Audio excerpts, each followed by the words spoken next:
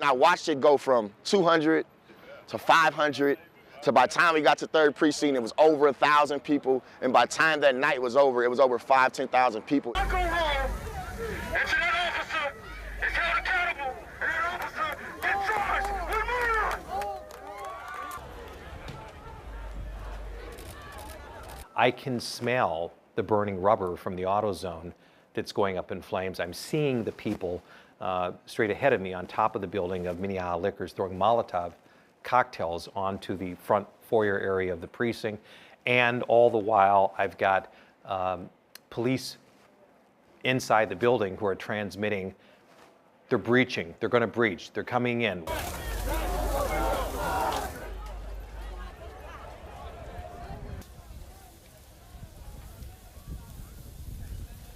The decision was made. Again, lives are at stake here, and it was getting those men and women out of there fast and as safely as we could.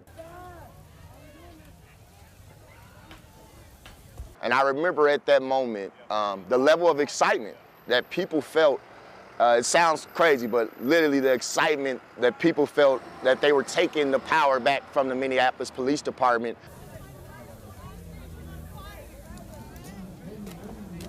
It was a level of rage and energy I've never experienced in my life and probably never will experience again.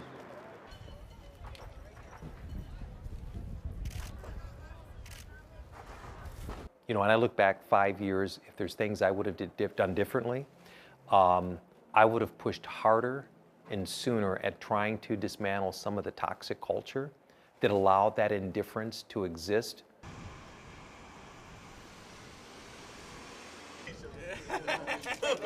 Where Al going?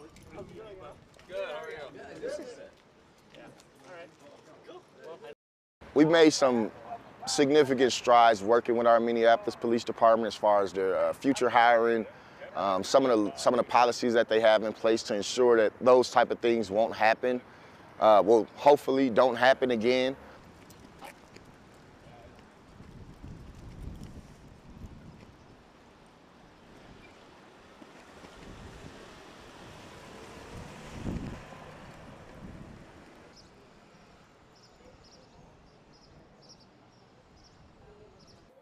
What was very interesting on a large scale in terms of when Mr. Floyd was killed was the benevolence of corporate America and other institutions, and for the first time naming the inequities, particularly within Black communities in America, and certainly specifically to Minneapolis.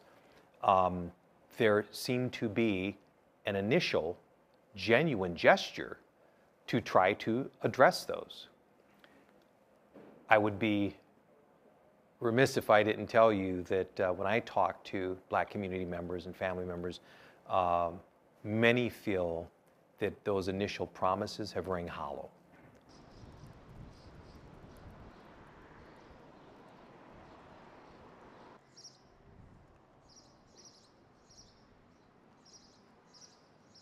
What I don't see is the community that's over here, investment into it. I don't see that. So I respect the fact of what community can do to come together, but at the very same time, I do believe that it's important that we help change the conditions for those businesses and especially for those African Americans that's in this city and in this world.